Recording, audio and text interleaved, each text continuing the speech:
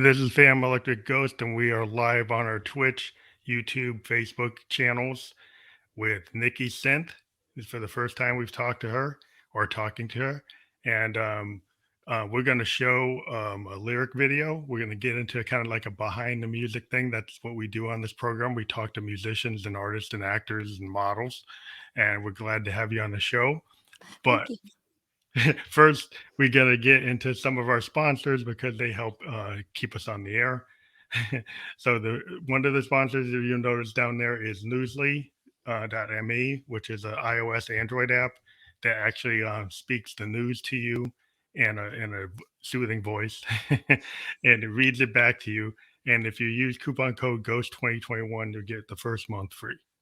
So we got that one out of the way. And then the next sponsor we have is this German company that's really interesting. They're called Double Jack Online. And if you take your cell phone right now and you scan that code, they are a philanthropic online lottery that allow you to play Keno and Powerball, and then it gives money a percentage to charity.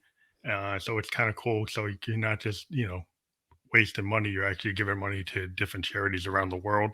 And so that's kind of cool. And they're a big supporter of the show. So we wanted to give them a shout out. So now we'll go back to our ghost mode and get Nikki's link up. And then we're going to get into your first video. But maybe before we get to the video, we'll talk about a little bit about your music, maybe for a couple of minutes before we get to the video, and talk about like who is Nikki Synth and what are you doing with your own music, what you're actually presenting to the public. I know you're working on a project it's going to come out in like March, right? Yeah, we're aiming for March because that would be the 1-year anniversary of when we originally started putting out music. So yeah, we're aiming for a full-length album, actually. That's our main goal right now for the Nikki Synth project. That's cool. So is the song we're going to show, is that part of that project or just one of the singles that you put out? It will be part of the project. I think a lot of the singles that I put out have become a fan favorite with a lot of the people that have been listening to it. And so we're going to put them on the album, but we're going to make them different since now we have a whole more year of knowledge. So we're going to make them a little bit better now. Well, that's always good. It's always cool that, like, I always was very interested when artists put out a 45 and then the version on the album is a little different. Yeah. And it was kind of cool because then it's like, okay, so that's, I think it's like marketing too, because like, oh, then you can go buy both. Exactly. And just see which one you like better. Yeah, it's pretty cool. So let me get this queued up.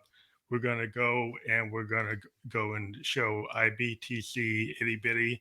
We're going to start that. We're going to mute you right now, and then we'll come back and talk about all your music after the video.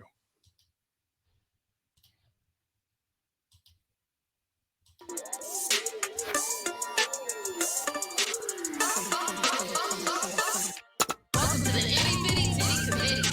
When no one gives a shit if you were thick or kind of skinny. Everybody's on that grind, so what's the problem? If you're judging, you must love to live amongst the drama. So welcome to the Itty Bitty Titty Committee. When no one gives a shit if you were thick or kind of skinny. Everyone is on that grind, so what's the problem? If you're judging, you must love to live amongst the drama.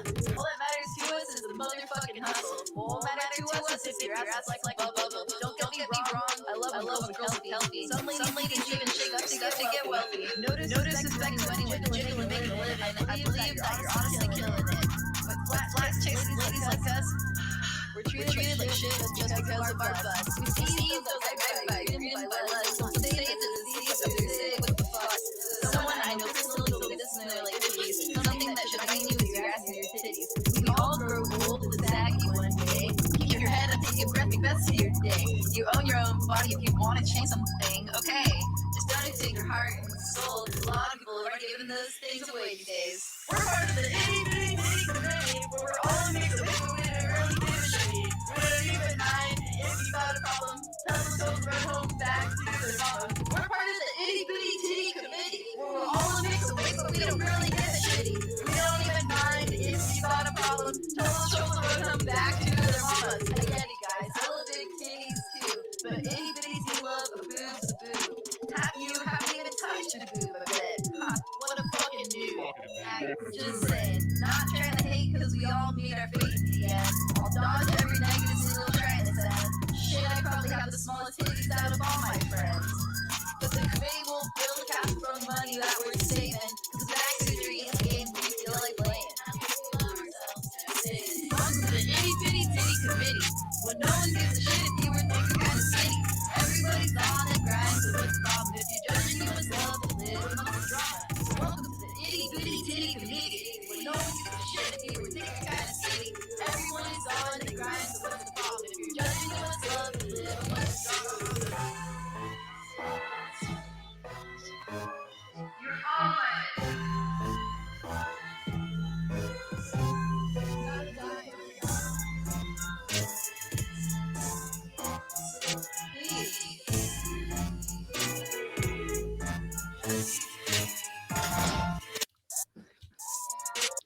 So they were back. Let me get back to the main screen.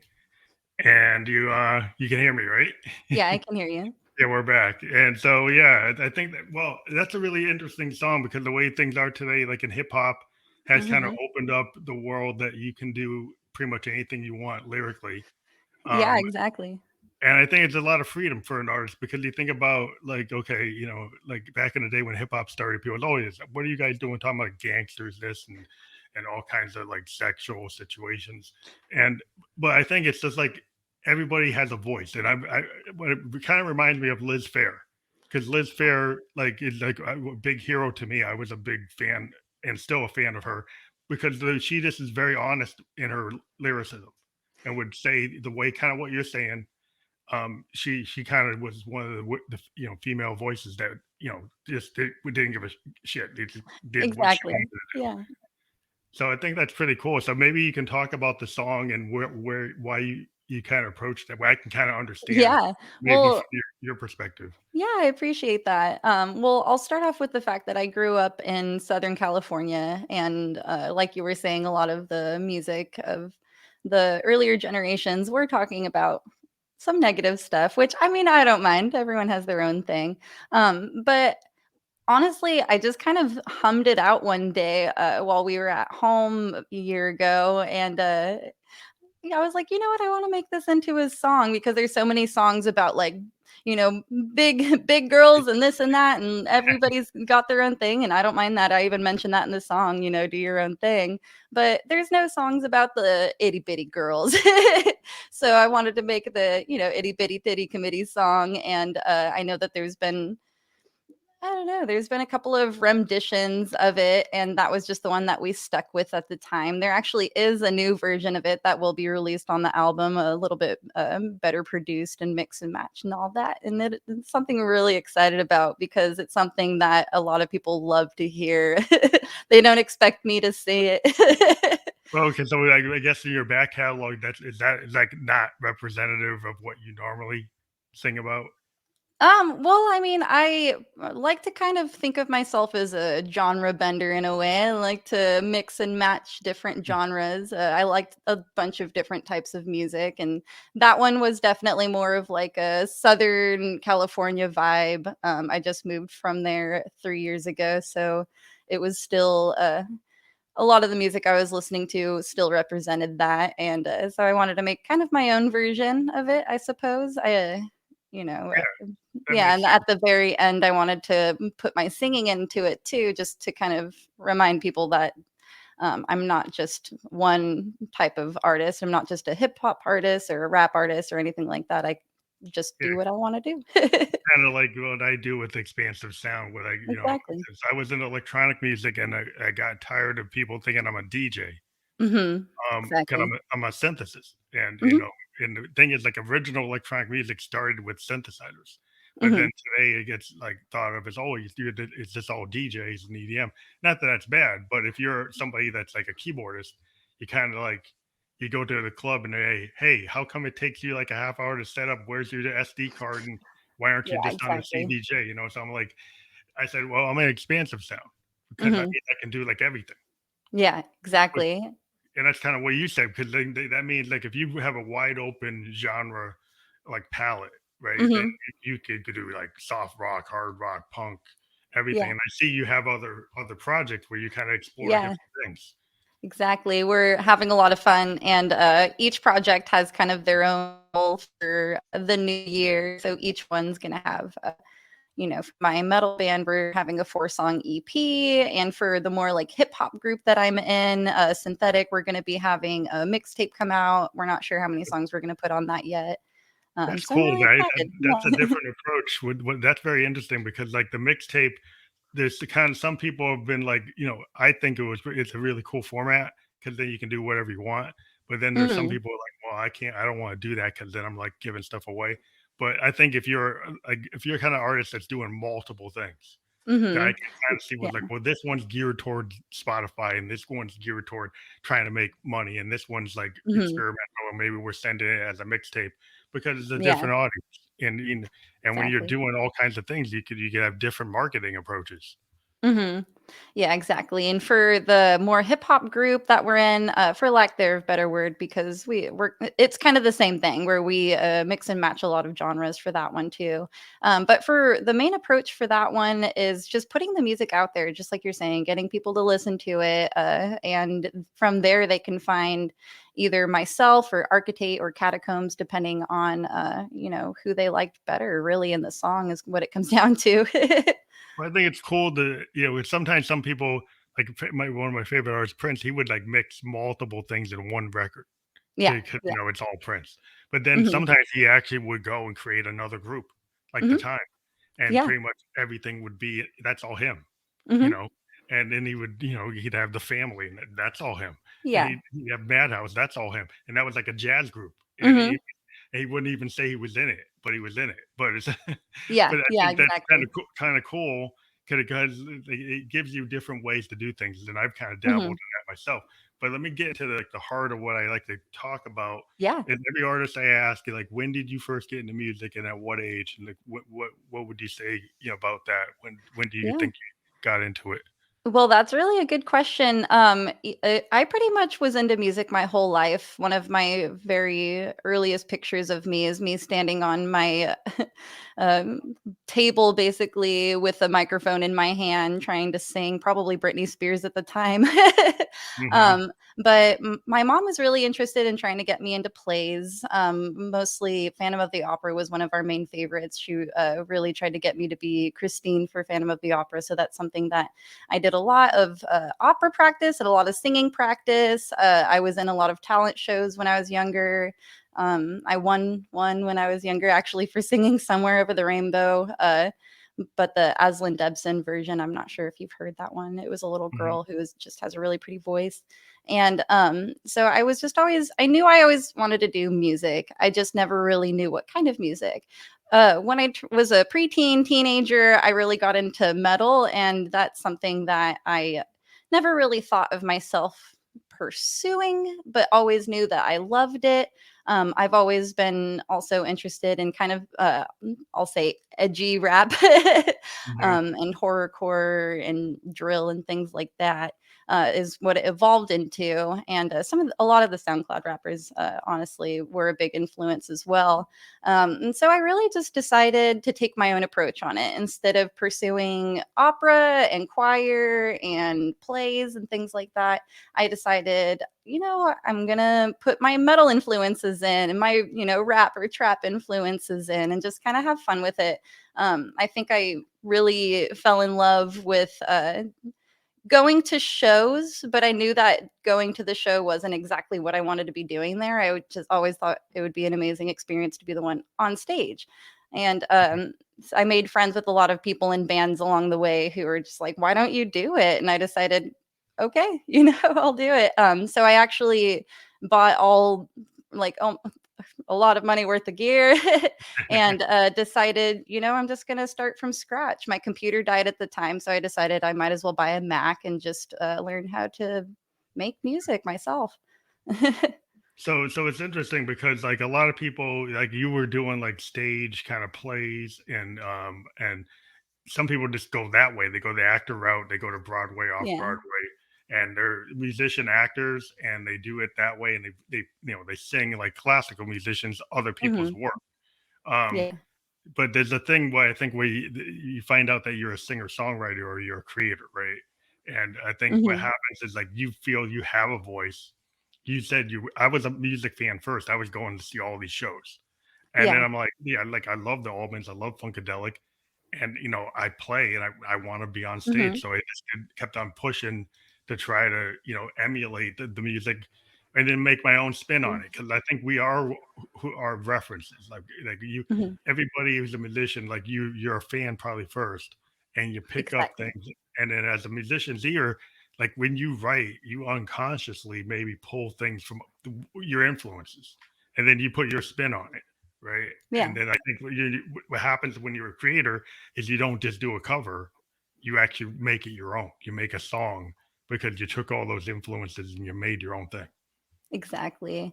I actually thought about doing covers for a little while, and I decided not to. There's just so much that's involved in being able to do a good cover. Honestly, And then it's people, hard because you got to they did it pay, best and themselves. all the payment goes back to the original artist. Yeah, and really, a lot of it was for exposure. I was wanting to do it just to kind of get myself out there, but it really just came down to I like the way that they do it, and no matter how I record it myself, it's not them. I'd rather Yeah, listen it's to them hard. as It's them, like and they can listen to me as me. well, I think sometimes like sometimes you're able to actually take a song and make it your own, right? So sometimes you Hmm. can take a song and then it becomes like, okay, that makes sense why you did a cover. Because I Yeah, always kind of been the kind of person like, okay, if somebody did a cover and they just try to sound exactly like Aretha Franklin or exactly like Marvin Gaye, I was like, what's the point? exactly, Because exactly.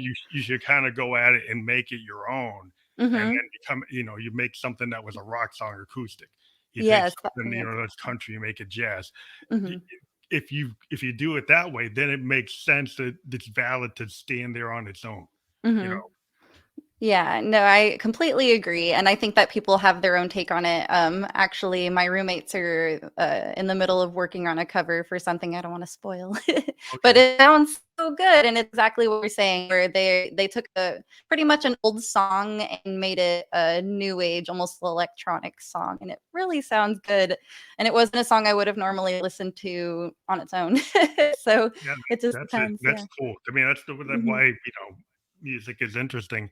Is Hmm. like when you do the cross genre stuff. I was, you know, talking to some Nashville artists, and Nashville artists have been taking in hip hop and taking Yeah. in pop and putting it into country, right? Yeah. And then Yeah.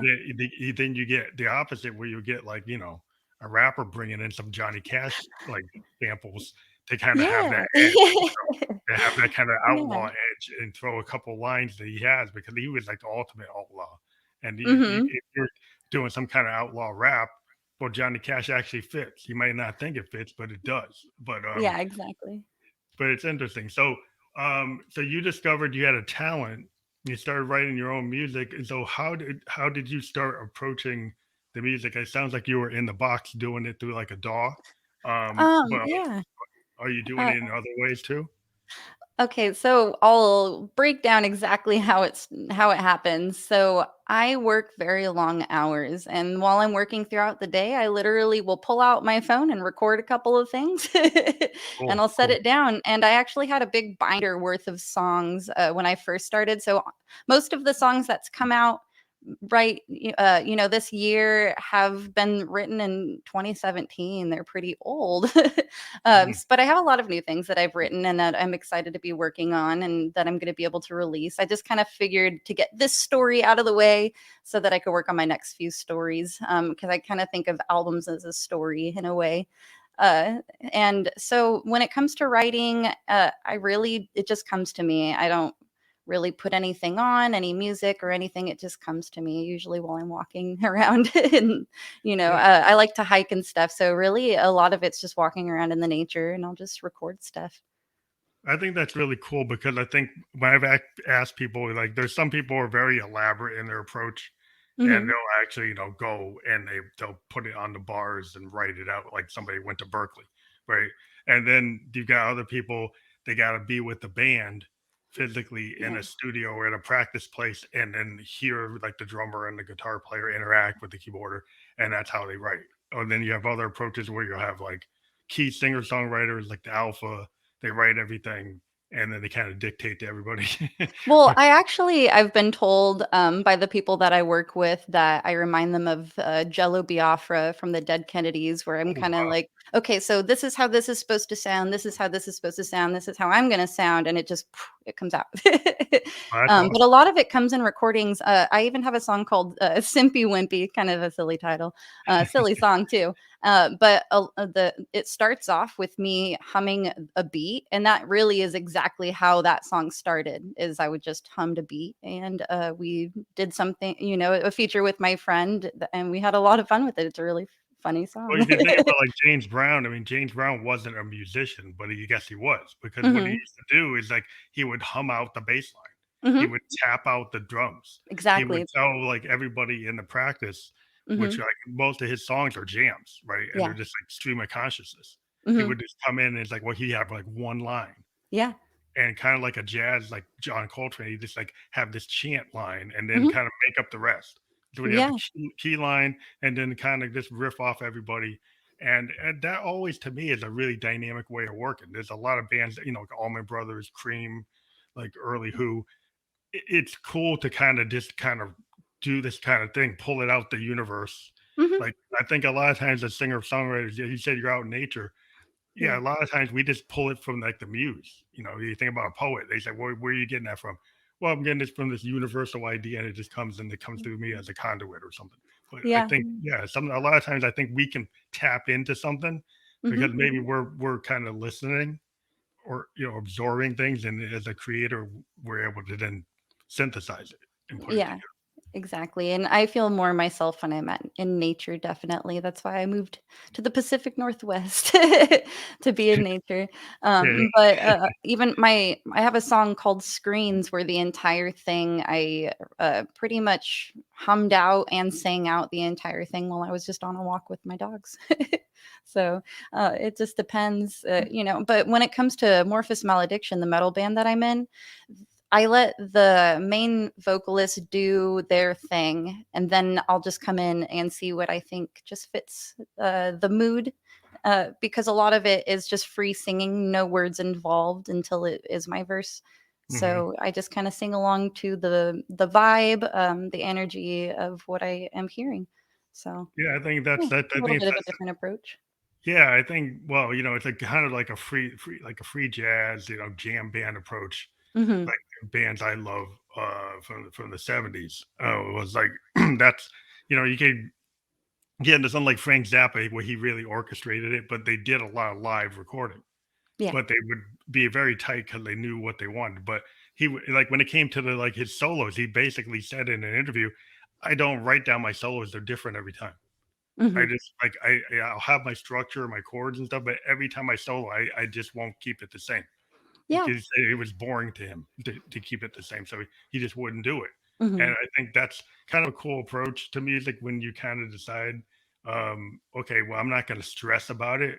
I'm just going to let the song be like a lot of approaches I've looked at is like song painting, right? If you think of a sound as a song painting, you kind of approach it at that moment, and it is what it is, and Exactly. It's and art. you just leave it.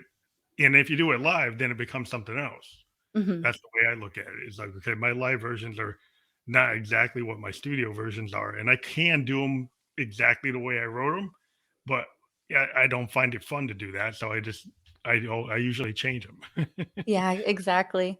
Um, yeah, I'm excited. We're actually going to be playing a live set in a little bit less than 2 weeks, and I'm really excited about that. That's actually the main inspiration on why we were remaking a lot of the songs for the album, is because we were making our live set. We just realized that there was a lot more we could do with the song already come out. So Mhm. we are building off of that. We're really excited. So we have the show booked, and it's a 30-minute set, and we're really excited about it, honestly. That's pretty cool. So you have Yeah. like a lot of bands will they'll have like their stage version of the songs Mhm. that they rehearse and actually play. So are you saying that you're making your album like closer to what your stage show is?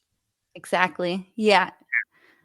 Yeah. That's cool. Make sure Because I it's think there more was one. close-knit, less I think muddy. it's fun. Yeah, I think it's fun to do that because, like, if you think about it today, there's a lot of bands they get trapped by the DAW.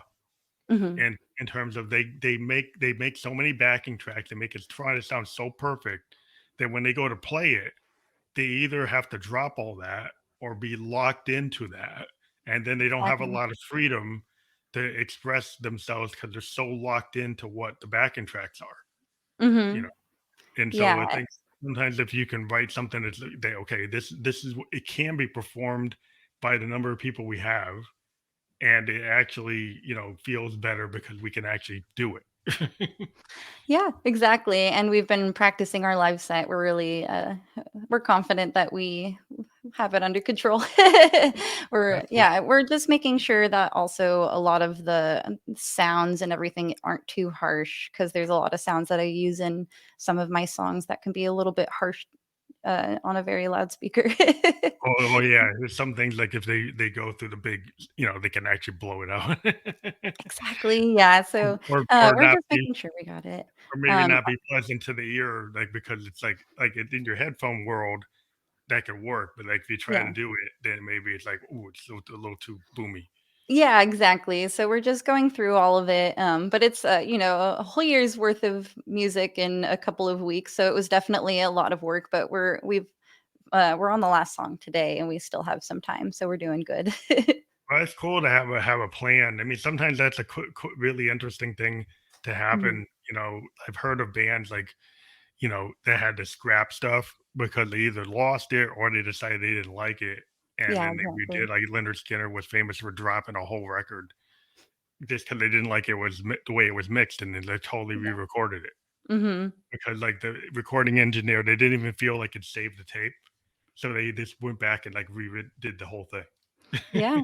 Yeah. I understand there's actually been a lot of songs that we've done that too. And there's a lot of songs that haven't been released for that reason. I just decided, no, this isn't it. And that's actually where waxing and waning came is we couldn't decide which direction we wanted to take with the song. So we took both directions. And we instead of it being waxing and waning, which was the original title, we made one called waxing and one called waning. Are you gonna put both on the same thing? They're both released as singles. I think the one that's gonna go on the album is probably Waxing. Okay, so you found which one you felt you preferred. Yeah, it took us a long time to decide, and we're gonna keep both originals on. But yeah, we like Waxing a lot better. It plays a lot better, especially for a live set because it's got more energy. The other Have one you was ever a little bit sad. have you ever found that, like, the band and yourself, you like a song, and then you find out that, like, your fans don't like it, they like the song that you maybe really don't like? Mhm. Has that happened to you where it's kinda hard sometimes when you're an artist because, like, there's songs that you personally love that you write, Mhm. and sometimes those songs don't connect, but the song that you like, it's like, "Oh, this one should have connected," and then the one that you didn't think connects actually does. Yeah. So actually Screens was one that I thought a lot of people were gonna like because it was more simple and not as explicit or anything like that. It sounds a little bit more like something you might hear I don't know, on the radio or something. But Mhm. honestly, everybody likes the stuff that has a little bit more, like I said, the edgier edgier lyrics to Edgier, it. racier stuff. 'Cause I think it's the age we're in. Mhm. The age Mhm. we're in now that people, if you can be a little more assertive and really abrasive in some ways, that where you before you be kind of like your A&R people or whoever, like I don't know if that's gonna work, right? But then Yeah. it's like the world today is like if you can not to be outrageous, but if you Mhm. are honest, I think it's kind of like punk. Yeah. When I think about bands like The Clash and Nirvana and Pearl Jam and, like, the grunge. The whole Mhm. thing about it was that it wasn't just shock value, it's the fact that there's a when you have this punk aesthetic, that it's very honest.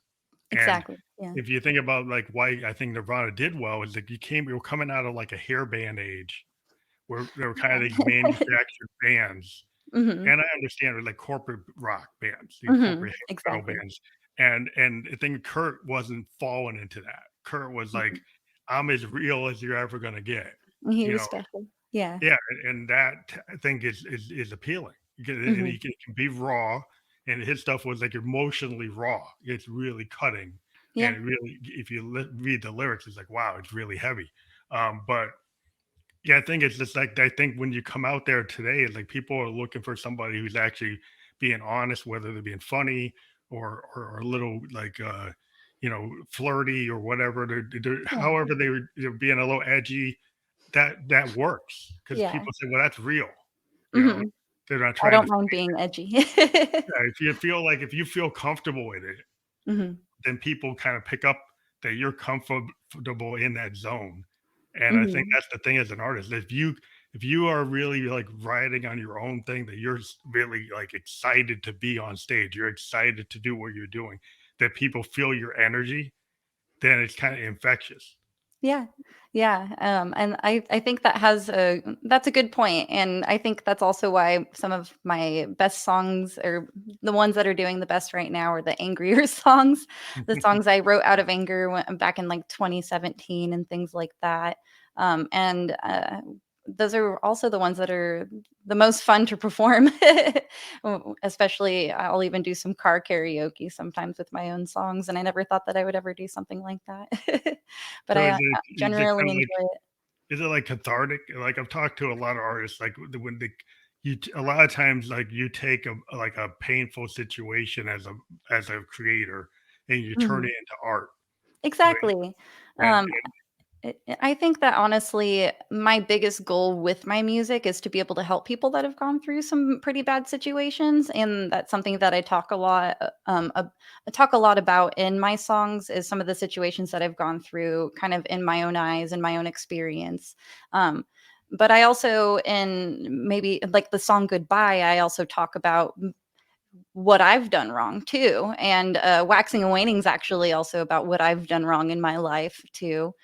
From kind of me looking in on me, like almost an outer body experience, telling myself, stop complaining, just work at it, things like that. So I really just I want people to listen to my music and not just hear what I'm going through, but maybe also be able to uh, relate to it in a empathize. way. Yeah, yeah, Well, I exactly. think the core about a singer-songwriter is that you are able to translate those things. Like if there's singer-songwriters that have talked about toxic relationships or Yeah. codependency or addiction or their own illnesses, right? And I think what's universal is when you have a singer-songwriter that can convey there's universal truths that everybody experiences. Now, how everybody Mhm. listens to your song, interprets it differently, Exactly. sometimes people don't hear the lyrics that you actually wrote, Yeah.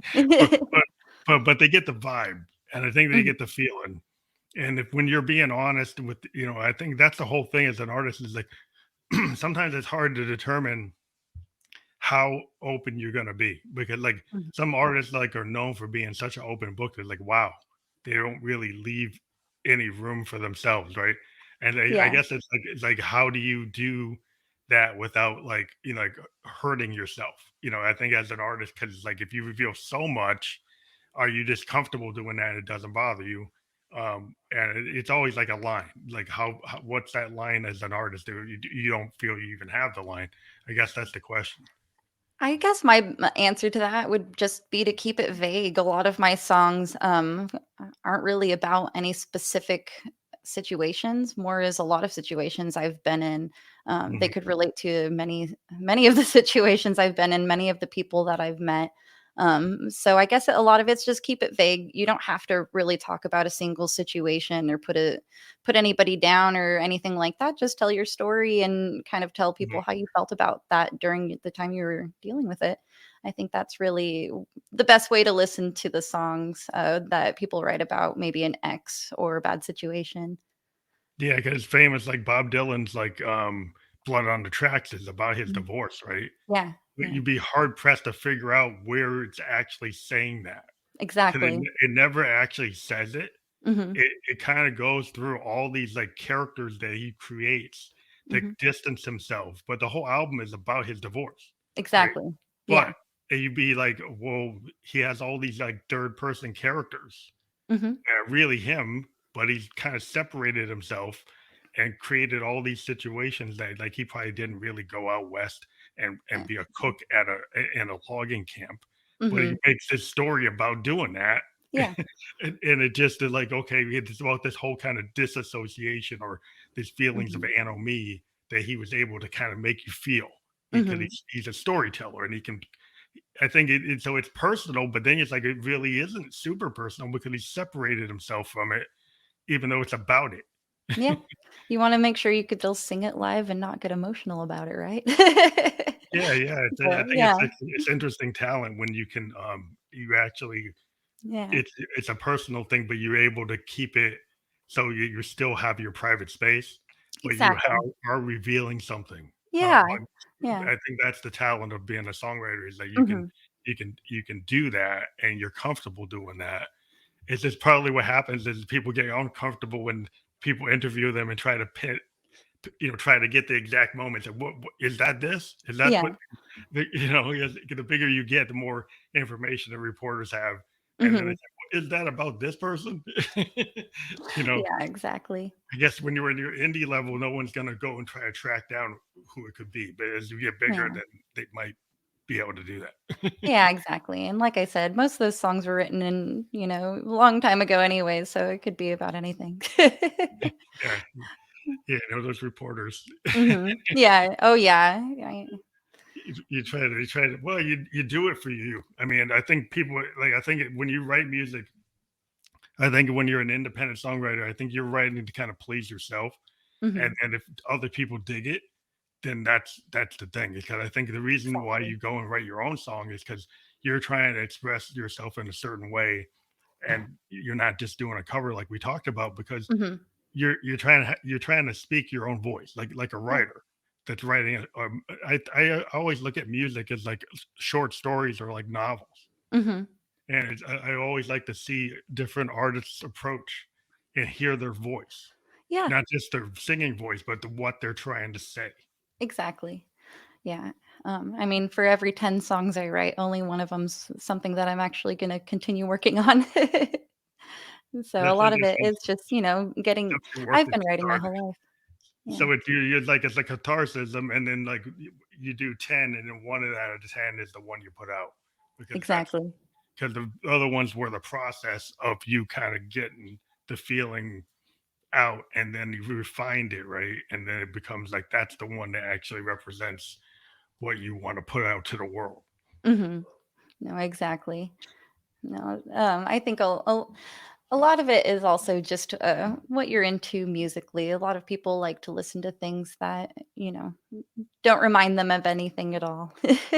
Yeah, we're kind of living in an age where people like to kind of like I kind of put it back to like in the 50s, you had a lot of songs that actually didn't really say anything, right? Mhm. And you get to the 60s, late 60s and 70s, and you suddenly have all these singer songwriters talking about relationships, talking about politics, talking about the environment. And so it started to mean something Yeah. compared to like just saying, oh, like some kind of nonsense song, right? That Mhm. this is just a happy song or just a dance song. Um, Yeah. and there's always a place for that. I think there's always a place where people just want to go to EDM and just bounce around, or go to a punk show and just jump in the mosh pit and don't really Yeah. care and just want to hear the power of like Mhm. a death metal band. And they Exactly. might be just saying like kill everybody or whatever, but they don't really mean it. But it's just I want to get out my frustration, and Exactly. I'm not looking for Dylan lyrics.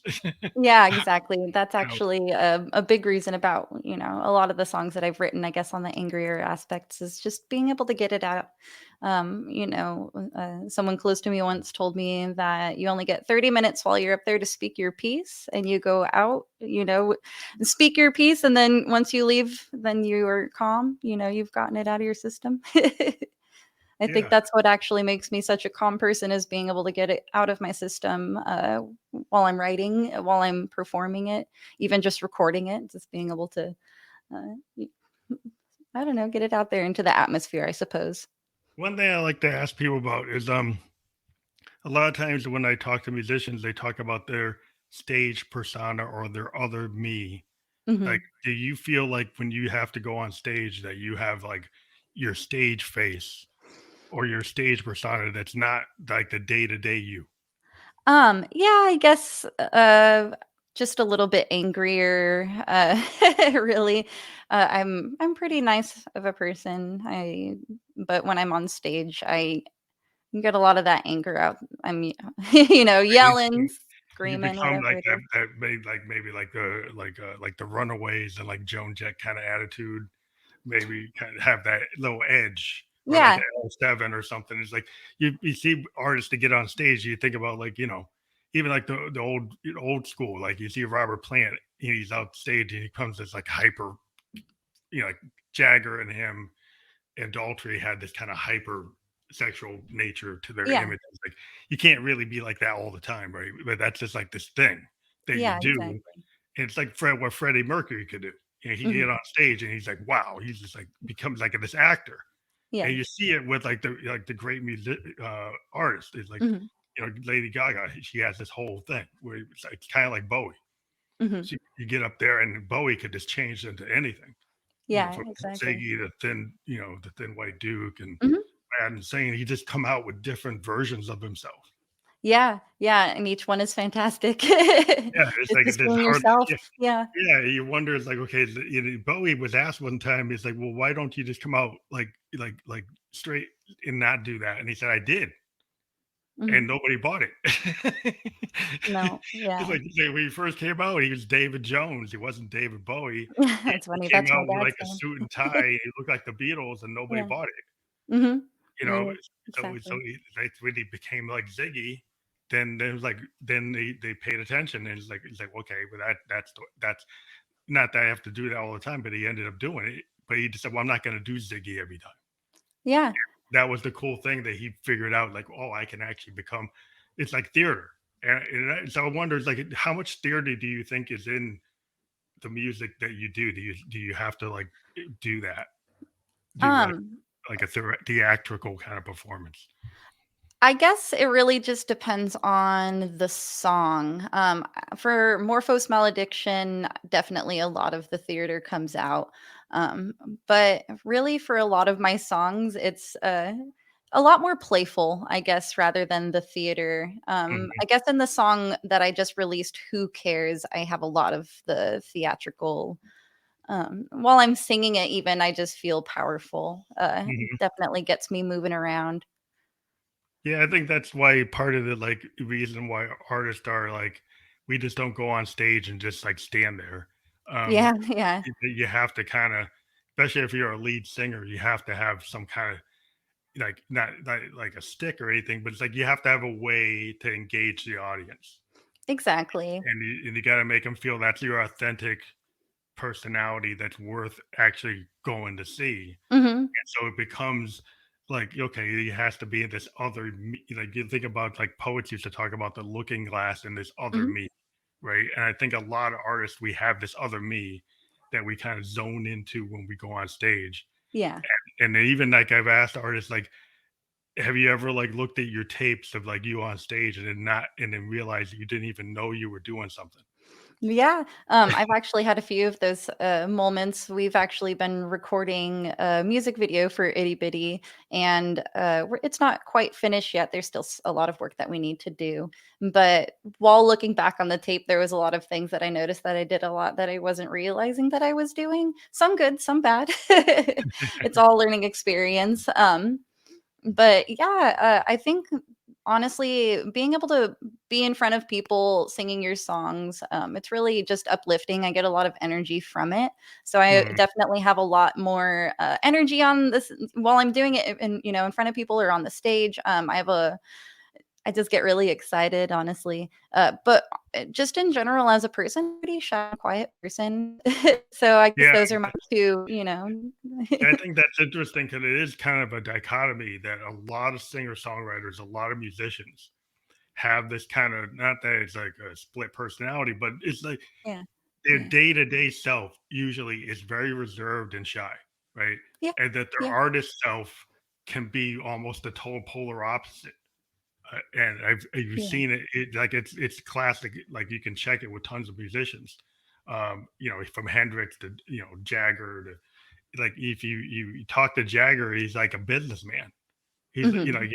he doesn't act like what he does on stage at all. He's like you think he'd be like some guy in some corporate room, because he's very Yeah, exactly. well thought out, well put together, and like will really get into business. And you're like, wow, Yeah, this guy.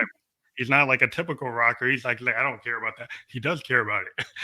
Yeah, So exactly. it's different. It's different. It's like you're like wow, like people get surprised because sometimes I think sometimes the people in the audience, like fans, can think that your stage self is you, and then Yeah. that can cause like complications because like they think that you're like that like 24/7, and they're like, oh, you're gonna be down to party like all day, and it's like no, not really.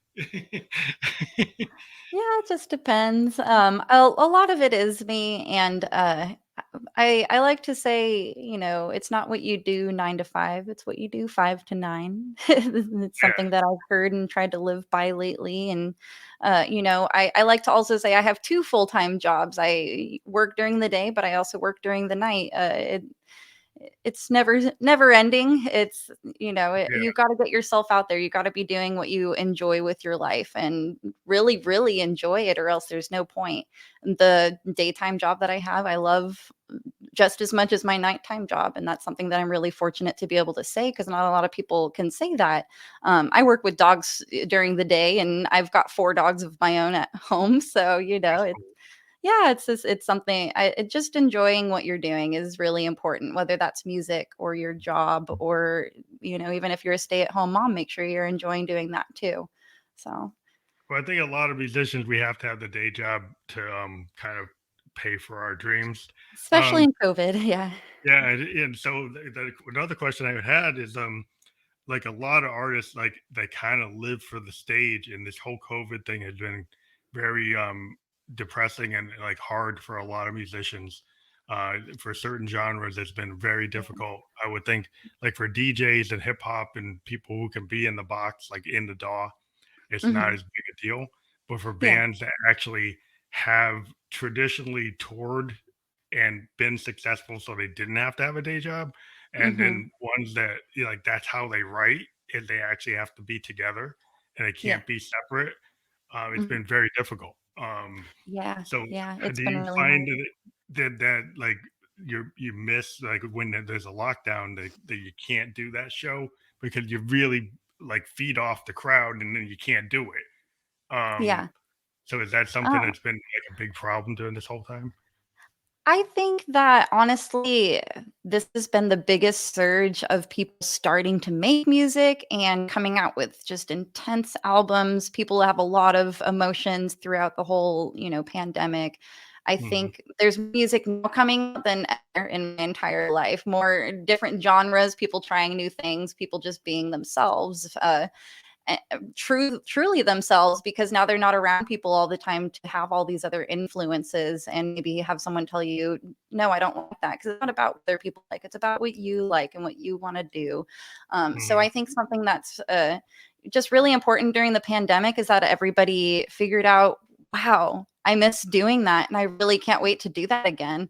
And now in Washington, mainly, there's a lot of places that have opened up, as long as you have proof of, either vaccination or that you have a negative test. If Yeah.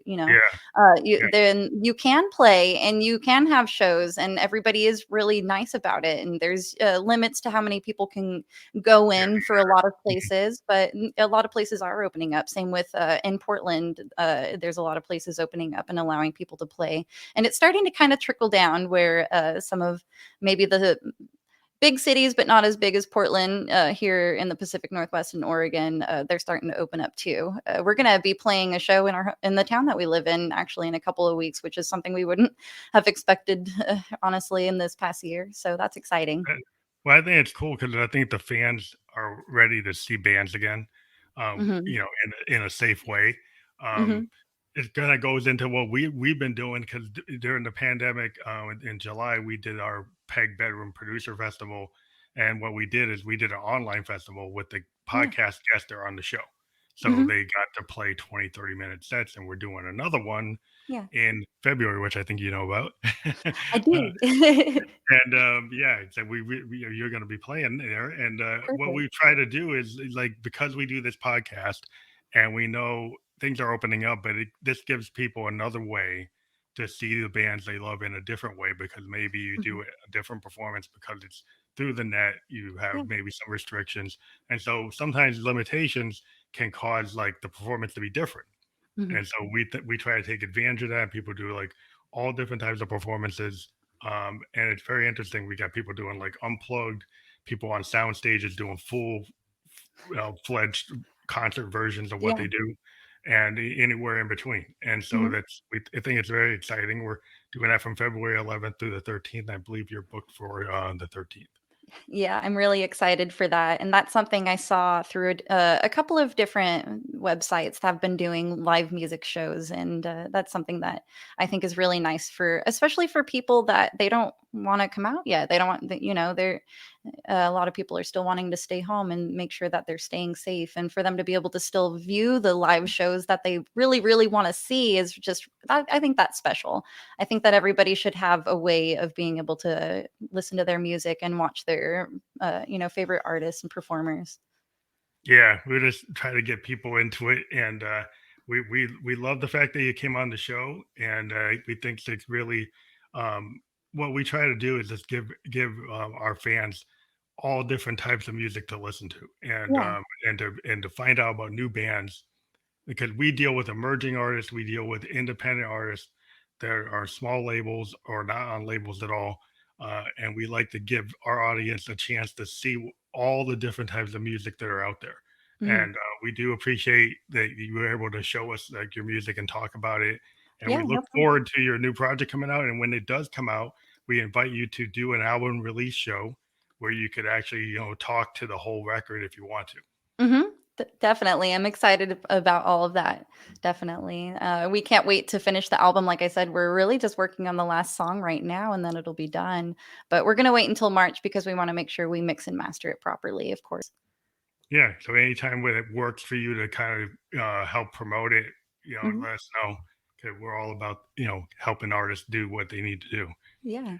Thank And you. in that way, we'd like everybody to notice the link tree has been scrolling below for Nikki Synth, and we encourage all people who watch the Peg podcast to actually click the hyperlinks that will be on this program on the permanent links, and also be aware that we are on Spotify podcast as a video podcast. We're in their beta test program of podcasters that actually have video podcast on Spotify.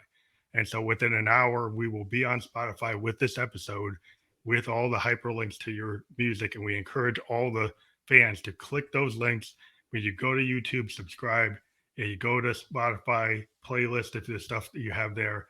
Anywhere you go, favorite playlist, like it's very important, I think, to any artist for you people to engage on your social media. Yeah, definitely. I've got pretty much I've got a page for every social media. I'm trying to work on being active on all of them. I actually have a schedule, so I should be active on every single social media. One thing that I do need to work on is my TikTok, and Yeah, I think I do that's too. My it. TikTok. The problem with TikTok is I can't just go and put the same video I put on YouTube. I actually have to kind of look at how TikTok works and actually do something that the ghost usually doesn't do. Is we don't usually do comedy, so we've Mhm. got to figure out a way to lighten up the ghost and do something funny. Yeah, exactly. I completely understand. That's I think the only social media I haven't done my homework on. I gotta figure out a way. My daughter tells me like, "You can't do what you do on Instagram, Dad. That don't work. Don't do it that way. Exactly. To do Yeah. something different, or it's not gonna. Don't even do it." She's 22, and she's like, "Okay, I Yeah. guess she's right." I had fun posting dog videos on it for a while, but it's time to post music on it. Yeah, you just gotta figure out how to do those effects so you can get like the crazy numbers. You know, Mhm. the way to do these kind of. It seems like it's like a very much like a Saturday Night Live, like sitcom Mhm. focused thing. That if you do really interesting cuts and interesting dynamics Yeah, that are it's really just intricate.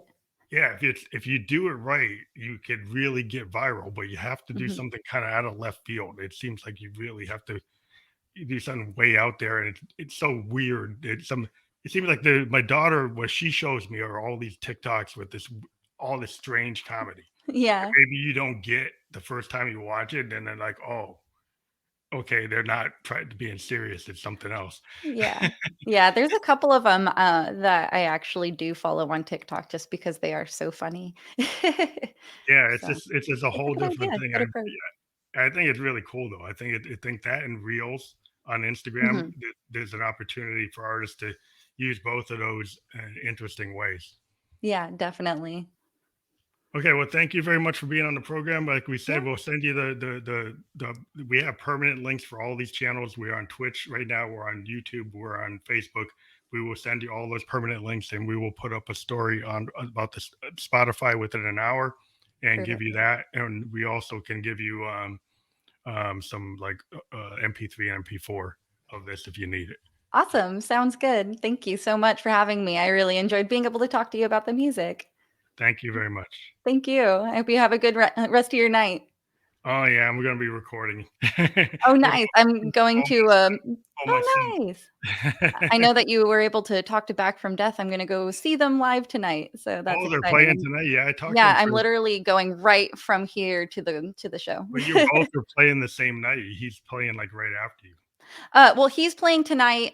Yeah, I play in a little while, but I mean, it'll on be the fun. in February. I'm Oh, talking yeah, in February. Yeah, yeah, that's we're what I meant. excited But, about that. yeah, that's kinda cool. But Yeah. I'll talk to you guys later, okay? Thank you so much. Yeah, Have a have a good good time one. at the show. Have a good time. Thank you. Good